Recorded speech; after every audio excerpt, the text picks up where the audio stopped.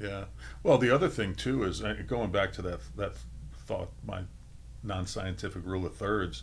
Just because you're in the bottom third today doesn't mean you stay there. Yeah. Right. So, and you know this, especially for kids that are in sports. I've got 3 kids that all played competitively, 2 that played in college, and you get to a point where you see this maturation process that goes on, especially with boys. A 13-year-old boy looks nothing like he's going to look like when he's 18, 19, 20 years old. And so that's part of I think the challenge and the opportunity, if you're a good coach, is to make sure that, there's beauty in the struggle. There's beauty in the process. It's not just about the destination, but just because you're a scout team guy at the bottom of the depth chart today doesn't mean you stay there forever. Yep. Ironically, the other kid that just graduated, who was he was another student of the year on the academic side for his engineering or business marketing, I don't know what it was, but phenomenal student. He was a guy who was on the scout team, kind of in that middle to bottom third. He ended up starting in the conference championship game for us at the end of the year. We had one guy break his foot, one guy got a real high ankle sprain, another guy tore his ACL, and next thing you know, next man up. Yep. So and that's, to me, that's one of the, and I would have been a hard sell as a player. Let me get that straight. Like, hey, there's beauty in the struggle, and we only need everyone. That's something we stole from the Yale 2019 team. We only need everyone. As a player, I wouldn't have wanted to hear that, but it is true. And I think that's one of our great opportunities as coaches or leaders. There was another great analogy somebody threw out at WWP early on in my time there. He was an Air Force grad, an Air Force fighter pilot, and he randomly one day asked the question, he goes, how many people do you think it takes to put an Air Force fighter jet in the air? And I was like, I don't know, 3 or 4. You see those guys with, he's like, it's like 300.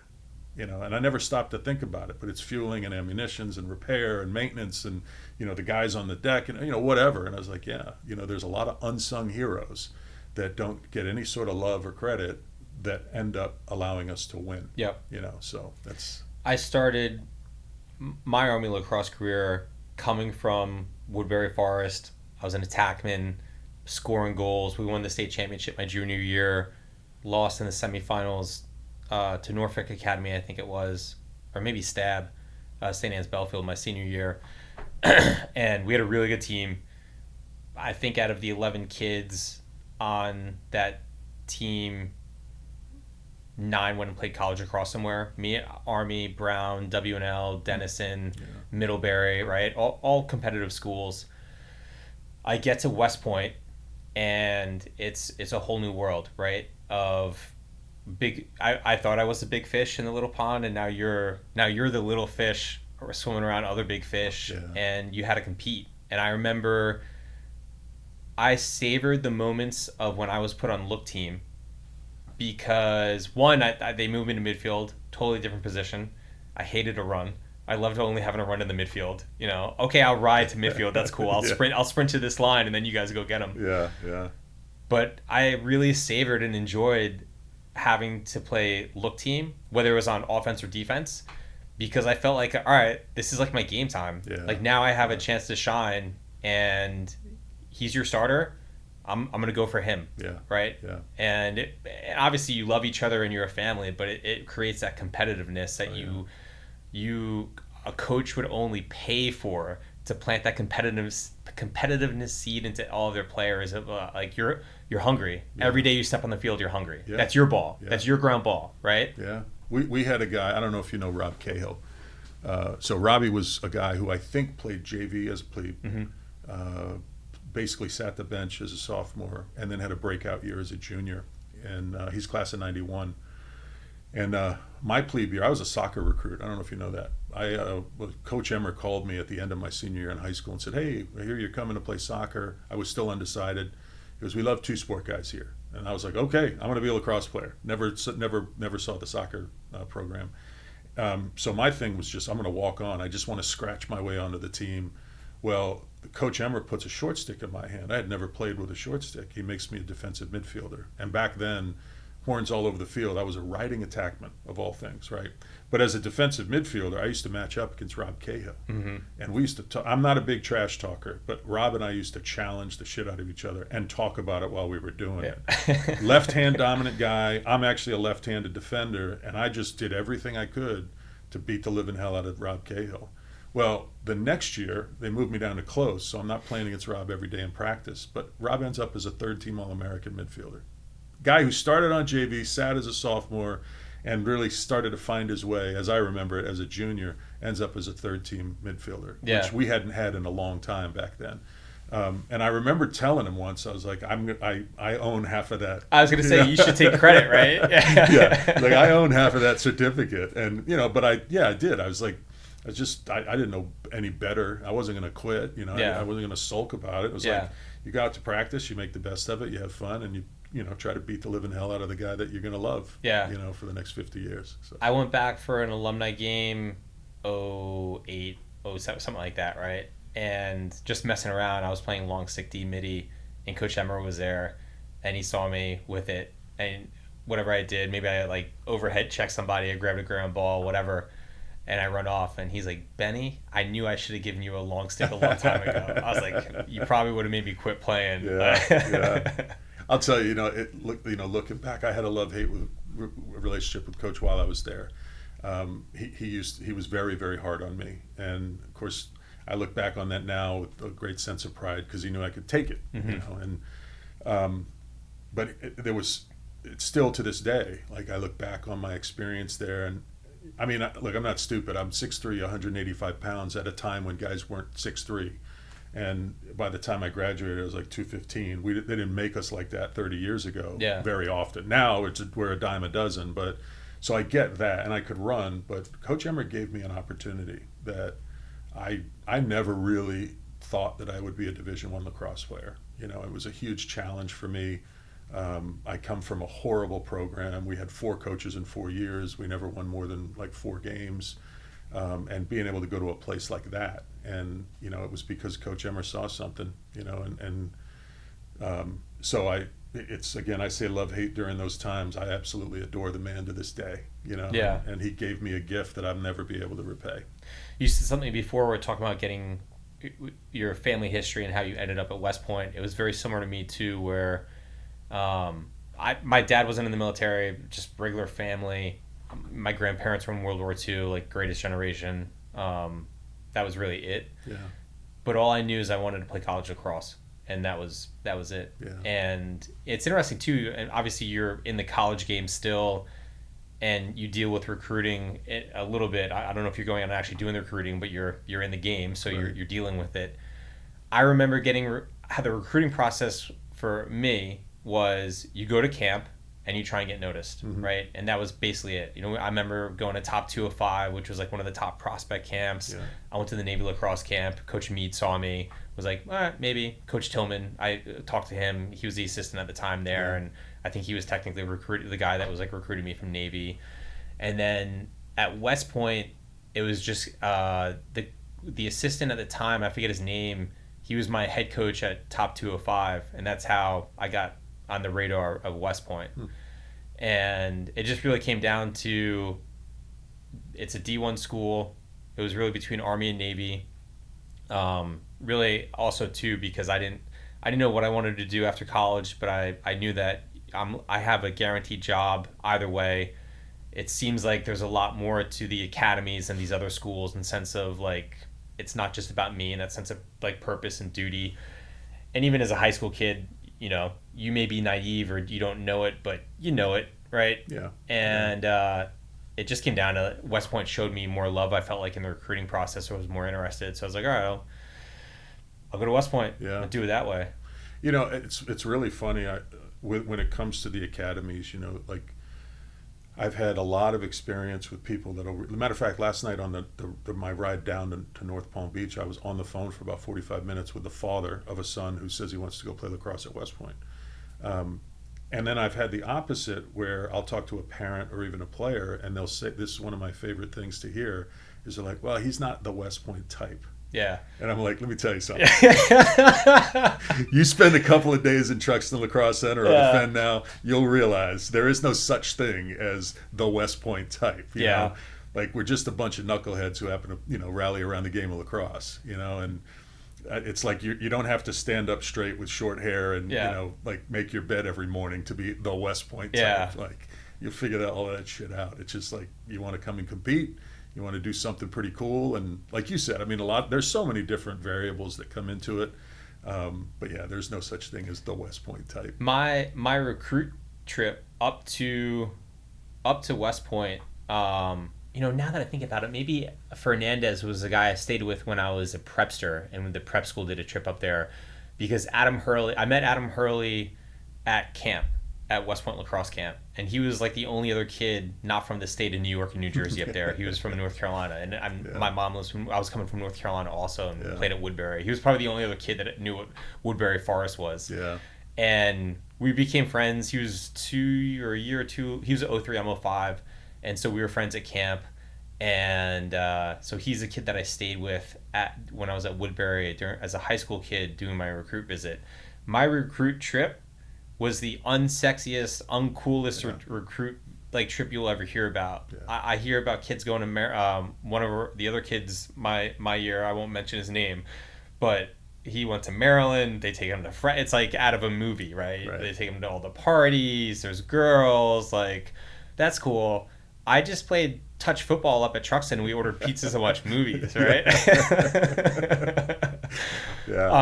But it was that you got that sense of the brotherhood and that fraternity and the family. Yeah. And I just remember thinking, like, yeah, I like this.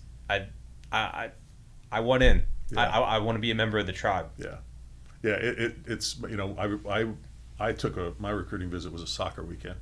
And so I got up there, and it was the winter weekend where they play all the Navy sports, like wrestling and basketball and swim, whatever. I don't know who else was playing. So the Corps was in, we used to call them battle dress uniform, woodland camouflage, right? And it's February. Again, I don't know what it is with me and cold places in February, but you go fly into Newark.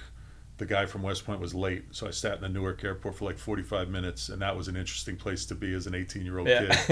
Then we're driving up the Palisades Parkway, and it's dark. Yeah. And it's like 3 o'clock in the afternoon or 12 o'clock in the afternoon. It's already starting to get dark, and there's snow everywhere. And we get to West Point, and the snow's piled up in central area like 12 feet high because they plowed it out of the way.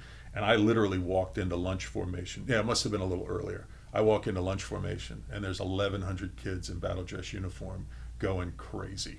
And I was like, holy shit. And then we bring us into the mess hall, and you see that production. Yeah. And then from there, I don't even think we did any soccer events, but it was Army-Navy weekend. So next thing you know, I'm going to this event, that event, this event, and that event. And it was no like going to frat houses or chasing girls. It was like you were part of the Army-Navy weekend, and I was hooked. And the reason I was hooked is it scared the living hell out of me. Yeah. You know, as an 18-year-old kid, I was like, what is this? Yeah. And I was being recruited to Navy as well. So I was a soccer recruit at Army, a lacrosse recruit at Navy. Okay. So I went to Army to play lacrosse. It's logical, right? But you go to Navy, no offense to Navy, but it's just a different vibe. You know, it's Annapolis and white uniforms, and the river's right there, and it's cool. But like you go up to to West Point, it's like, holy, I mean, this is like, this is crazy. Highland Falls is not Annapolis, Maryland. No, man. We were just talking about that last night, but yeah. That is an interesting place a way to put it, and like I said, both of us looked at Navy. I went to Navy lacrosse camp. I thought I wanted to go to the Naval Academy. It really is just a totally different vibe and a different feel. Yeah. I remember, I don't know if you got looked at by Air Force, but when I was at Top 205, they had like recruit night. And basically all the coaches basically had a table like this, and you walked around and introduced yourself to all the coaches. And I'm sure like Petramala must have still been there as a coach, and there's like 50 kids in front of his table trying to like shake his hand to try and go to Hopkins. And I made sure to go and say hey to Coach Tillman from Navy. I think he was at Top 205, and then the guy that recruited me from Army, who left as soon as I got there, I forget his name, he was there. I made sure to say hi to him. But Coach Fred Ace was there also from Air Force. And I was like, well, West Point, Annapolis, I might as well go say hi to the Air Force guy and introduce myself. But I remember it was funny. I was like, hey, Coach Ace, my name's Ben Harrow. I'm interested in going to the Air Force Academy. And he's like, oh, really? What do you want to do in the Air Force? And I was like, I don't know. I was like, yeah, you really caught me off guard with that question. Yeah, I'll figure it out when I get there. Yeah, he was one of the old school guys. I know Fred, and he's like the Richie Morans, and the Hank Jancics, Jack Emmer, like all these legendary guys. And Fred, because I want to say Fred was on Long Island, like at Farmingdale for Probably. forever, and then ended up getting that job out at Air Force. It's kind of like, oh, it's going out to Colorado. So, yeah. It's interesting. There's so many little pockets, and I'm interested in what you think about this now. And we were talking about it before, where you recruit kids from. But lacrosse is so unique, where you always have New York guys, you always have Maryland guys. Like when I played, pretty much everyone on the team was from either upstate New York, Long Island, a couple of Maryland kids, and then like onesie twosies from like random places, like a Torrey Pine, San Diego. And I know as you go further back, it's really only like New York, Maryland.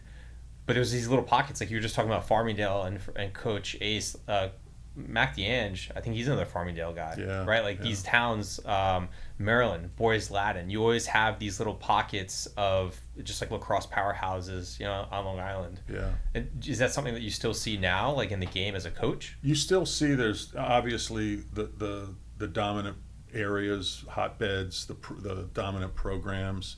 Although, like when I was coming up, New Jersey was like just starting to hit. Yeah. And there was a time where like those dudes were not only good lacrosse players, but they were tough as nails. And Tim Flynn at Mountain Lakes High School and some of these other guys in northern New Jersey they were just building tough powerhouse teams. When I played, Steve Heller's a Malvern Prep guy. Yep. Nobody was coming out of Malvern Prep. Like Steve couldn't get recruited because nobody would look at Philly kids.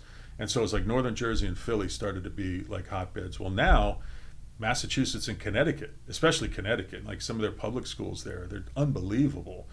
And then, we get a ton of kids from Texas, which is kind of ironic. A guy named Chris Saran has been out there. I think it's called Iron Horse or something like that. And, Chris actually went to West Point and left during our plebe year, and then went to Syracuse, became an All-American goalie. But he's built a phenomenal club. A couple of Army's better players have come from Seattle. San Diego and LA are starting to, pump out guys. So what's really interesting now, too, is there are tournaments everywhere. But a lot of the recruiting is going through prospect days.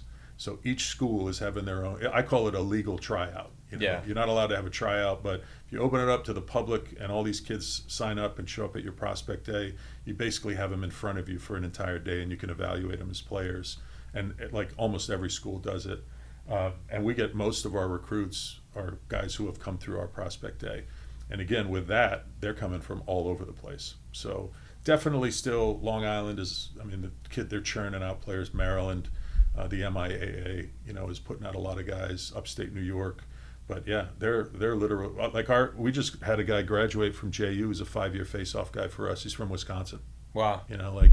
Who plays lacrosse in Wisconsin? And Canadians too now. Oh yeah, we talked about that a few minutes ago. Like as West Point guys, we didn't have Canadians or natives that played with us. And I love our Canadian guys. Again, we jokingly said like they're a bunch of blue collar, tough as nails kids. Their dads are like they're working on freighters and logging and firemen and like they're hunting grizzly bears for fun. Like that's the kind of guy we've gotten as Canadian players. So yeah, it's interesting on the rosters now. Like you'll see a couple of kids from like Alberta, Ontario. Yeah, well, and it's crazy to me too. Like if you look at the international game.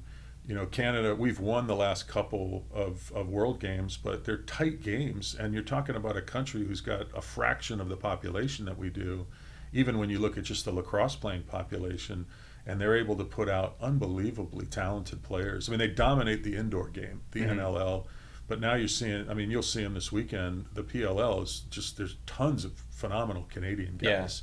And to be able to do that from a country that probably doesn't have the population of the state of New York, it's pretty impressive. Yeah, it's impressive to see because you mentioned the PLL, what the Rebels have done with that, and Eric Minier and I had the opportunity when Johnny Walker, one of our classmates, and he coached at UVA and Princeton. And I think he won a national championship when he was a coach at UVA. Yeah. And he ended up working as a coach there for a little bit. And then Coach Murphy, my coach at West Point, and then he was a coach at Colgate, took them to a national final game. Yeah, something like that. Yeah. They had that. Yeah. And he was a coach there. So Eric and I had the opportunity when the PLL came to DC to kind of do a military appreciation, and we both spoke to some of the teams. But just standing on the sidelines and watching it, like like, wow, lacrosse is a professional sport. Yeah. And it's continuing to grow. Yeah. It's pretty cool to see. A real quick story about Paul. So I was lucky enough, because of coaching me, to be on the support staff for the national team in 2014. Mm-hmm. And unfortunately, we ended up losing to Canada in the gold medal game. But Paul was on that team. So he's, I want to say, an 07 Hopkins guy. Yes. So he was in his late 20s, like at the peak of his physical prime, and arguably the best player in the world at the time. And ironically, on that team, we named a guy named Kevin LaVille captain. Kevin's family does the Lake Placid stuff. Mm-hmm. And side story, his great-grandfather, double amputee from World War II. Oh, really? Yeah. We ended up naming Kevin our captain, and because everybody kind of just assumed it was going to be Paul. You would have never known. When you talk about committing to a cause greater than yourself, Paul was the quintessential teammate, even after he kind of was not named the captain of our team. Mm-hmm. And I've shared my feelings with him on that years and years ago. But I thought, he showed such great humility and such love for the game and the team, and it's always stuck with me. But and then I was able to coach in the MLL for the Bayhawks for a year and a half. That's right. And that was, I think my year on the sideline was the last year before the PLL started. I think their first season was the season of 2019, if I remember correctly. I think you're right. And I love what they've done with the game, shortening the field, Yeah. shortening the shot clock, and I'm sure they had reasons to do that for television stuff, fitting into a 2-hour window, fitting the screen, being more viewer friendly. But now the way that, they've always had, I think, great affinity for the military. I think this Green Beret SEAL game with Joe Amplo and Joe Alberici coaching is phenomenal. But yeah, Paul and Mike, they put a lot. They put their money where their mouth was. Paul could have just basically done his thing. People forget he was being paid well by Warrior. He was being paid well by Red Bull. It wasn't about Paul lining his own pockets, although I hope he does. Yeah. But they saw something bigger. Well, talking to Mike, I've become friends with Mike, and talking to Mike, they're not lining. At least at the time, they weren't lining their pockets, trying to find investors and continue to build up a whole new league. Yeah. I wish them nothing but the best. And I've called a hand. I know a bunch. Again, I'm an old man now, and so I know a lot of the coaches. And every once in a while, somebody get a job, and I'm like, hey, if you're looking for an assistant, I'd love to join the sideline. But it's hard to get in there because most of the guys, especially the coaches, when they get hired, they bring their guys with them. Sure. But yeah, it's been. I think this is year 6, maybe. And anyway, that's incredible. We have John Galloway is our JU head coach, and he played MLL and PLL for a while. And now JT Giles Harris. Wait, where did Galloway play? So did he play for the Chrome? Yeah. Yes. Yeah, the Chrome. That's Sudan now. They're now the Outlaws. Yeah. Yeah. Wait, so does he remember me from when I talked to the team? Yeah, okay. Yeah. I was telling him about this when I was at practice. Okay. Yeah, he remembers you. So. Yeah. And now JT Giles Harris is on the Outlaws. Yes. And he's a defender, and he's one of our coaches at JU. Okay. So yeah, we get a little PLL talk every once in a while. Yeah, it's so cool to see that it's the game that they've been able to turn was always just like the preppy high school and college game into a true professional franchise. Yeah. Obviously, it's tough to break into the big four of basketball, baseball, football, and hockey. It will probably be like an MLS type rival in that pyramid of sports, but they're doing something right. Yeah. Because they're still around, right? Well, and as the game grows, you hope that the professional ranks still grow. And I'll tell you what's amazing, because I think there's 8 teams now. There's enough talent in the United States to have 16 teams. And that's what's crazy about it now. Guys are staying in shape. More guys are graduating from college, whether they're in the PLL or not, and making a living in the game of lacrosse, which, again, that has both its pluses and minuses when you talk about the club stuff and all the money that's being thrown around. But a lot of guys are staying in shape, and they're guys that are not on PLL rosters who could make a difference on PLL rosters. And that just goes to show you that the game's growing and it's getting even more competitive. So it's really been grown. When I first moved down here 3 years ago, we went to the park for Peyton to go shoot around. Brought the soccer balls, and there are kids throwing around. Yeah. In Boca Raton, Florida. Yeah. Would have never known. St. Andrews had and has Tony Seaman, an old Hopkins guy, Towson guy. Yeah, he's the head coach over at St. Andrews. They've won a couple state championships. They had a run in the 90s and early 2000s where I think they won like 13. It's funny. One of our neighbors, when we first moved in down here, was like, "Oh, you played lacrosse?" I was like, "Yeah, I played lacrosse." And she's like, my son goes to St. Andrews, and they have one of the top 10 teams in the country." And I was like, "I think you mean like the state of Florida." And she's like, "No, I'm pretty sure the country." And I was like, and I was joking with Gina. I was like, I could name 5 from Baltimore and 5 from Long Island that would probably come down here and spank them. Yeah. But I know that they do have a really good competitive team here. There was a couple of years ago, they have this NHSLS up in Maryland where it's literally, they're not club teams, they're high school teams. Mm-hmm. And they bring them into Maryland and they play against one another. And so, if they're watching, I'm going to piss somebody off. But so Ponte Vedra gets matched up against Boys Latin. Yeah. And they go up to this tournament and they beat Boys Latin by 4 or 5 goals in a shortened game. What nobody wanted to acknowledge was that most of the Boys Latin varsity guys were not there. Okay. Almost all of the Ponte Vedra varsity guys were there, and they had just come off of a state championship. Yeah. The next spring, my son happened to be back in Ponte Vedra, and he was a defender on the Ponte Vedra team. Ponte Vedra played Boys Latin and lost 25-6. So look, I love non-hotbed lacrosse, but there's still a little bit of difference. Now I will say the best players in Florida can play anywhere. Sure. But it's like when you go to a place like St. Anthony's, old Minneo's old stomping grounds, or Chaminade, or Darien, or whatever, fill in the blank. There's a ton of them. They'll go 25 kids deep. Yeah. You come down here, you're lucky if you can go 10. Now, again, those top 10 could probably play anywhere, but up in Chaminade, their third midfield line are getting offers of having never played a varsity minute. Yeah. So we've still got a little bit of a ways to go here in Florida with lacrosse. Yeah. Lacrosse has always meant so much to me, and as I've gotten older, I still love the game, but I'm not as hungry to pick up the stick. At the time when I really got into lacrosse, 7th, 8th grade, it was really because a couple of my friends, they had lacrosse sticks and their older brothers played lacrosse, where I grew up on Long Island in Great Neck, before I got sent away to boarding school. And it was something new and interesting, but for me, it was almost like therapy. Yeah. At the time, my parents were getting divorced, moving around from house to house.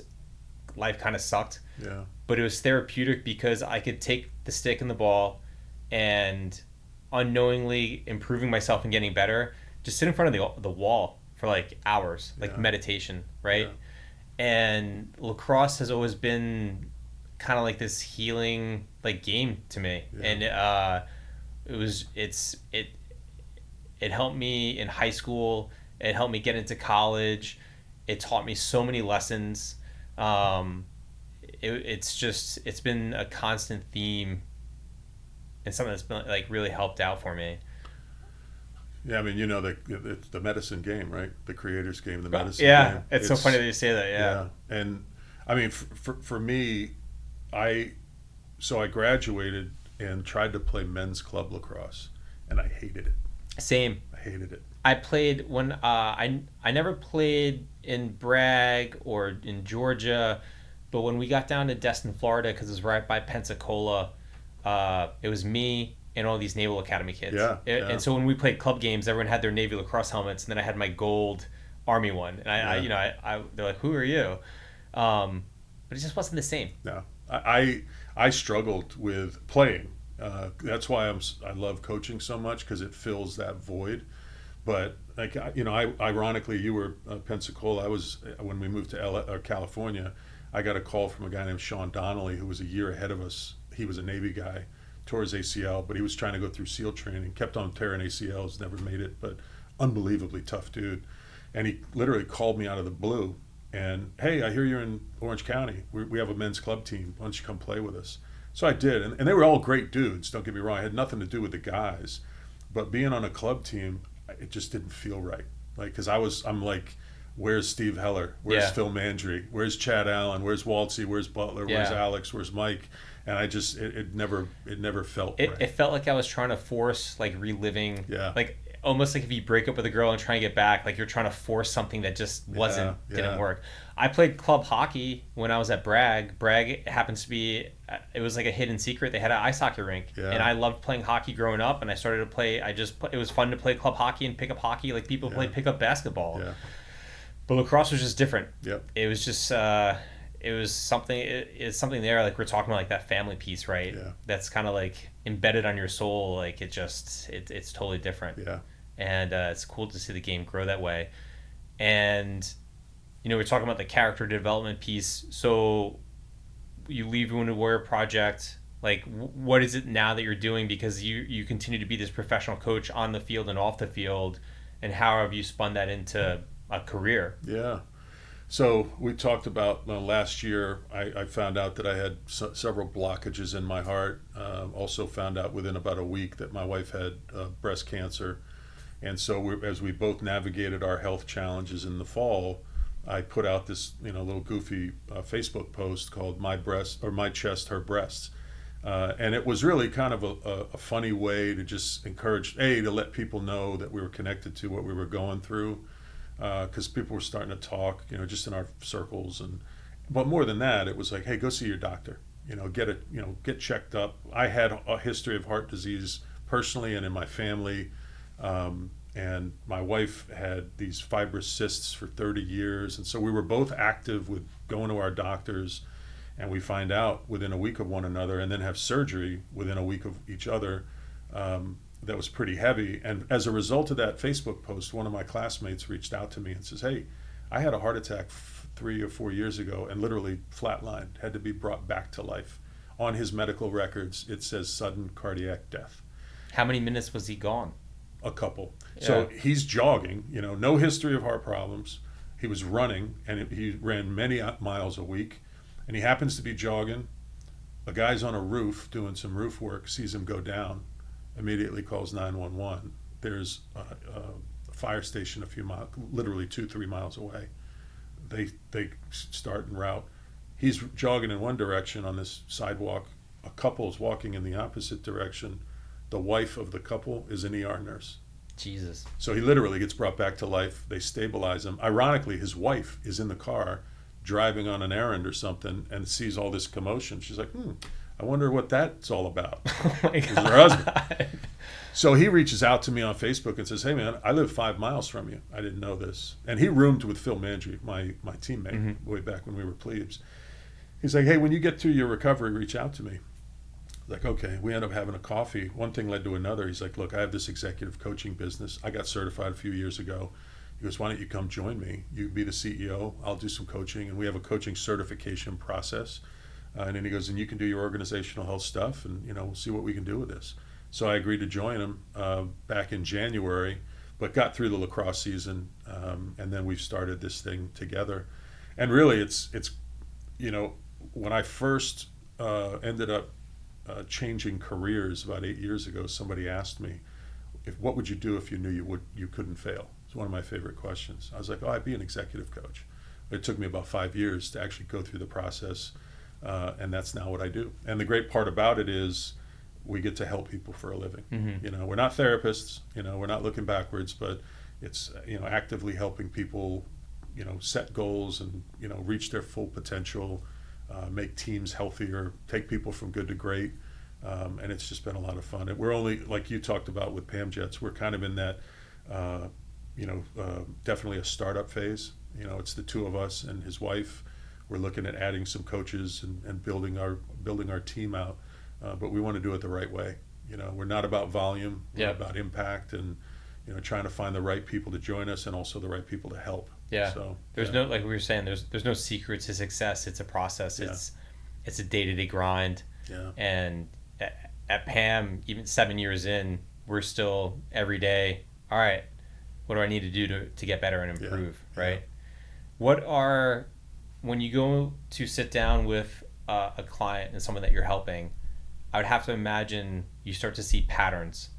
What are some common themes of things that you've been helping out with different organizations? Because I don't know why, maybe I'm just wired that way, but when I get into, I start to see patterns and I figured that out, right? Yeah. Of, for example, with Pam, the first 2 years when we're trying to grow it, I'll talk to anyone. You know someone with a plane, I'll talk to you. You know someone with a plane, I'll talk to you. You've seen a plane, I'll talk to you. You're a pilot, I'll talk to you, right?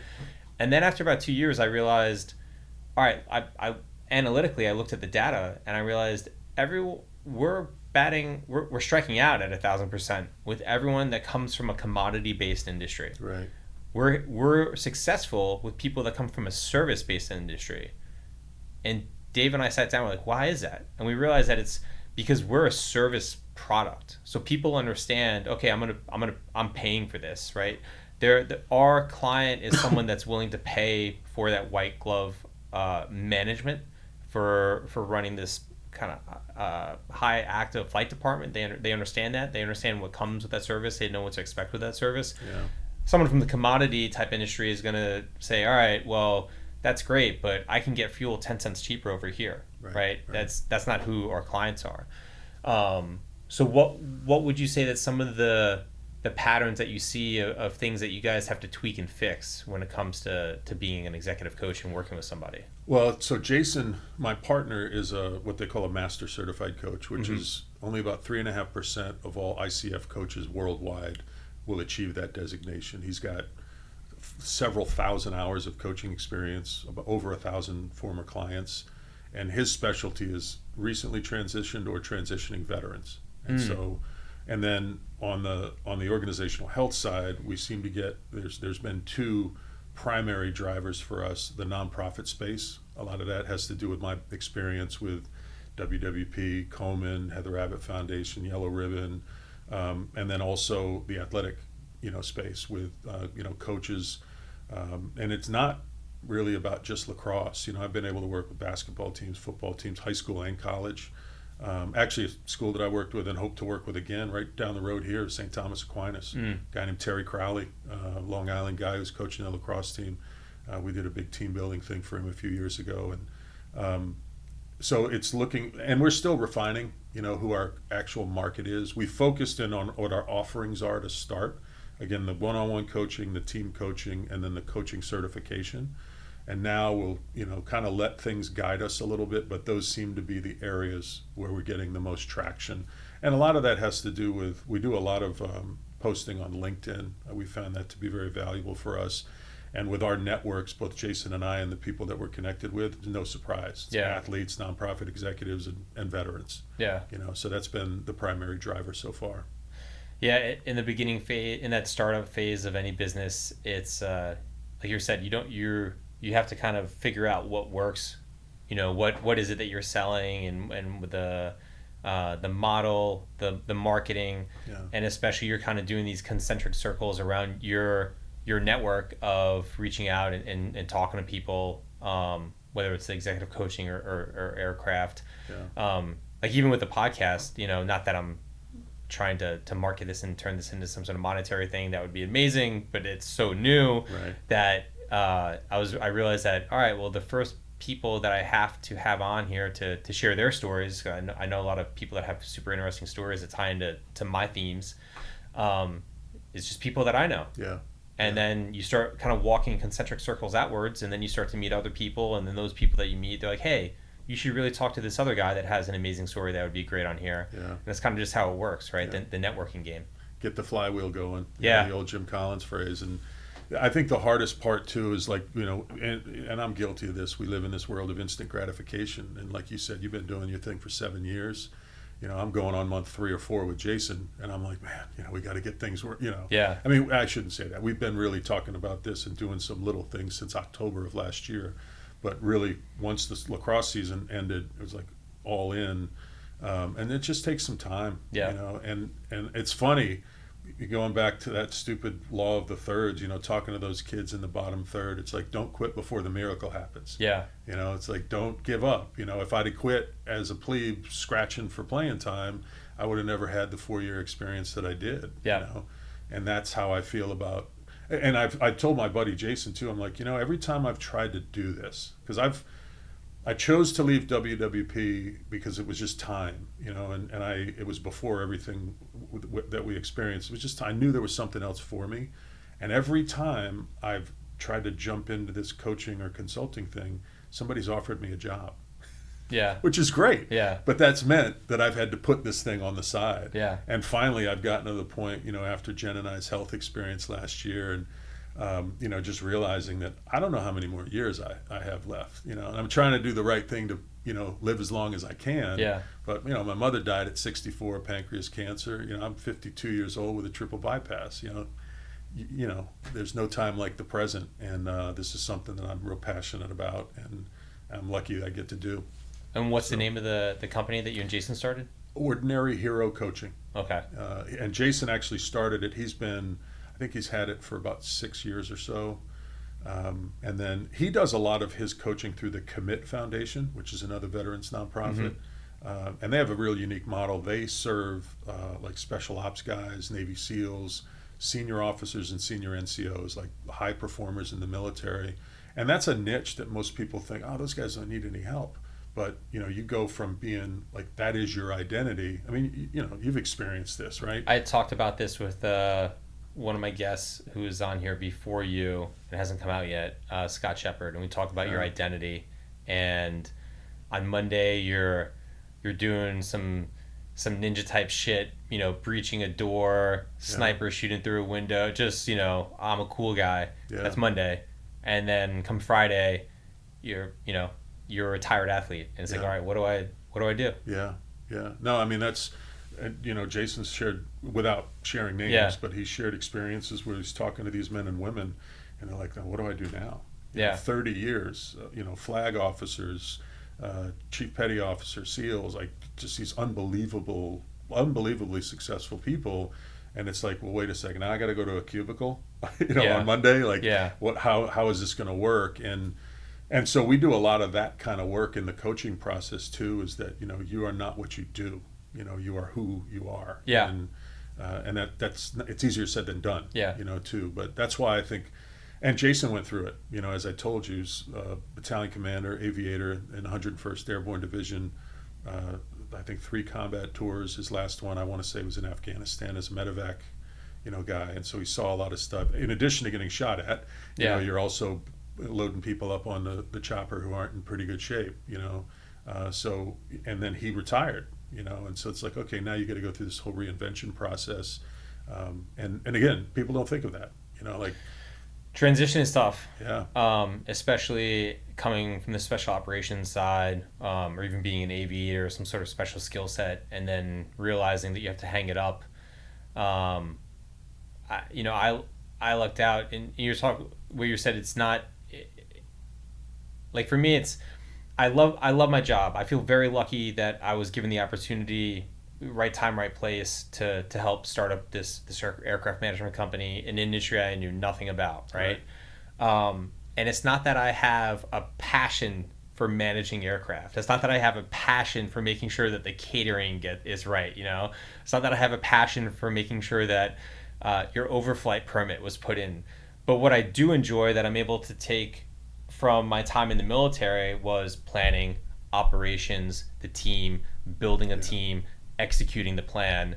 That's the stuff that I enjoy. And I think that's where people find success in the transition, is that they're able to take the little pieces of what they did on this plate of when they're in the military, operations, planning, the team, and then figure out what it is exactly, the industry or the job, right, that it matches up the closest. Yeah.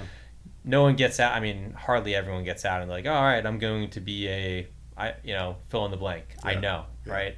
And I tell people all the time, hey, your first job out of the military, it's probably not going to be your job like forever. I'm just giving you a heads up. Sure. You're probably going to move on in a couple of years. Yeah. And that's just how it works. As I said earlier, going to work at Wounded Warrior Project every day was easy. Yeah. From the standpoint of being able to connect with something greater than yourself, and all I had to do was look around and see a reason why I'd want to work harder or make that extra trip or whatever. And again, I don't equate what we did there to what men and women do on the battlefield, but having that purpose was easy. Well, the 11 years prior to my time at Wounded Warrior Project, I sold musical instruments, and I'm not a musician. Yeah. My dad is, but I'm not. And unfortunately, and this is when I said as a younger guy, I don't think I was a great leader, and wasn't really an inspirational guy. I equated that job with a paycheck and flexibility. Yeah. Right. And There's nothing wrong with that. I never broke any laws. I wasn't unethical. I think I lived a fairly honorable life during those 11 years and provided for my wife and children.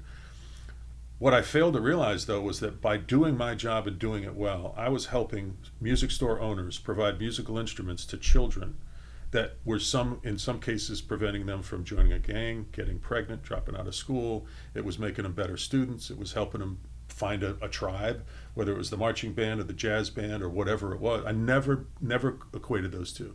It's like the old story of the janitor who's working at NASA. Hey, what do you do for a living? Well, I'm helping to put a man on the moon. Yeah. Oh, you're sweeping the floors at NASA. But it's a mindset, right?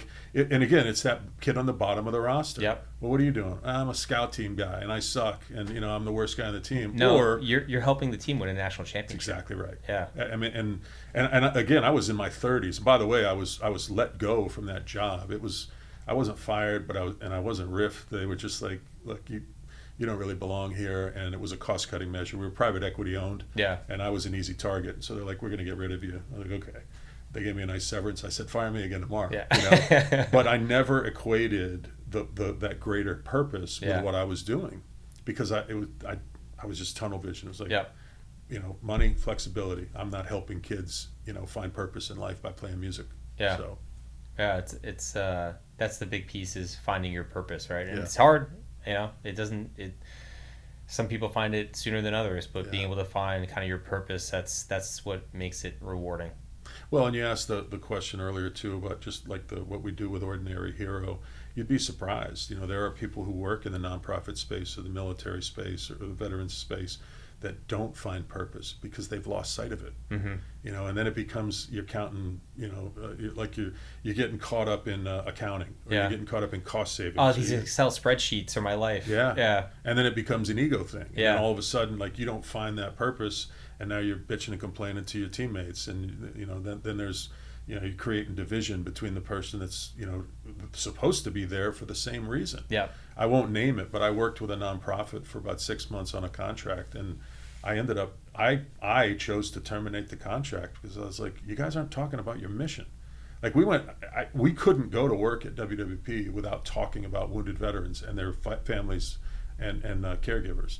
I was at this nonprofit who had this medical mission, and they never talked about it.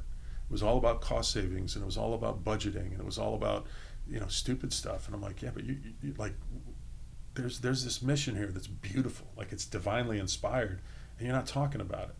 So that was an interesting time for me, because I'm like, I'm out. And I was in a good position where I could personally do that, but I was like, look, you guys aren't talking about your mission. I don't want to be here. Yeah. So It has to be a good cultural fit. We as a company have made that decision that we're only going to take on clients. Once again, that talks about like developing who you are as a company, Yeah. what's important to you. We're only going to take up. We're only looking for partners. I'm not just looking for a client. Yeah. I have to be a good fit for you, and you have to be a good fit for me, and that's what's going to make this a long-standing partnership and be most successful. And we've had to let go of some clients, and it hurts the bottom line. But at the end of the day, we have to realize, all right, this just isn't working out. Yeah. It's probably Yeah. best that we part ways. We used to operate a couple of different spots where I was. It's like, the old saying, the customer's always right. No, a good customer is always right. Yeah. Bad customer is not always right. Yeah. And you got to be willing to walk away. And not to get off on a tangent, but I learned early on that that's the key to being a successful salesman, is the willingness to fold them and walk away. Yeah. And you never do that. You never walk away from a client. Yeah, you do. And we used to make decisions too. Again, I keep going back to WWP. People would come to us with these amazing offers for 6-7 figures, and they're like, and we want you to do this with it. I'm like, well, we don't do that. Yeah, I know, but I'm giving you this money. You can do this. I'm like, it doesn't work that way. Yeah. Like, that's not our mission. That's not what we do. And having those conversations, some people just don't get it. Like, I can't believe you're turning this money down. You don't care about it. You don't care about your warriors. I'm like, no, it's just, you give me that money, we start to do this, and you walk away, and now we still have to do this. Yeah. And so, yeah. Well, don't quit before the miracle happens. I like that line. Yeah. Yeah. Adam, this has been awesome. Yeah. Thanks so much for making the trip down here. Thanks for having me. And this has been great. Thank you. Awesome. Good luck with everything. Thanks, dude. All right, guys. Great job, guys. Great job. Thanks. I'll cut the recordings. Okay. And yeah. All right. Thank Awesome. Hope that was all right. Yeah. It was an hour 30. Okay, cool. So